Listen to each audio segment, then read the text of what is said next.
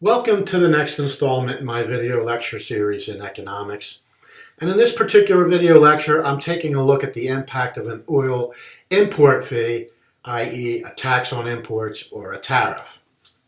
As always, I try to give appropriate attribution to any information that is provided, particularly any quotes that I use. And this book here, is the citation for any information that is shown in quotes during the course of this presentation.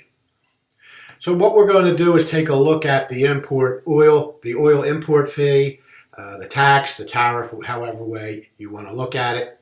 So we're going to start with the domestic demand for the U.S. for barrels of oil per day and the domestic supply of oil in barrels of oil per day. So if there were no imports, we would analyze this market solely on the domestic supply and domestic demand, and we would get an equilibrium price and quantity if there were no imports into this economy. We can introduce the price of the world, so the world price is below what the equilibrium price would be when there was no imports allowed. So if we follow the world price from left to right, the first thing we hit is the domestic supply of oil in the U.S., and that gives us the quantity supplied by domestic suppliers in the United States. If we continue along until we hit the demand curve, that gives us the quantity demanded domestically by U.S. consumers. So by allowing the imports into this economy, in essence, what is created is a shortage because the quantity demanded domestically is greater than the quantity supplied domestically. So that shortage will be met by imports. So the distance between, or taking QD sub US and subtracting QS sub US, so subtracting the quantity supplied domestically at the world price from the quantity demanded domestically at the world price, gives us the level of imports into the U.S. economy per day. Now let's assume that a tax is instituted.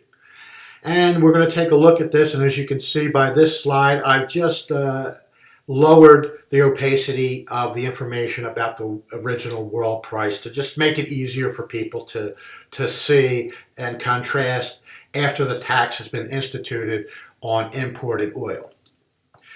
So now we have the world price plus the tax. So the vertical distance between the original world price line and the new world price line is equivalent to the per barrel tax that's being placed on imported oil. So the line has just shifted upward, and the upward shift is equivalent to the level of the tax. So it could be $5 per barrel, $10 per barrel, whatever that particular tax happens to be. So now we have a new world price that includes the tax, and we want to analyze what's going to be the impact on oil imports.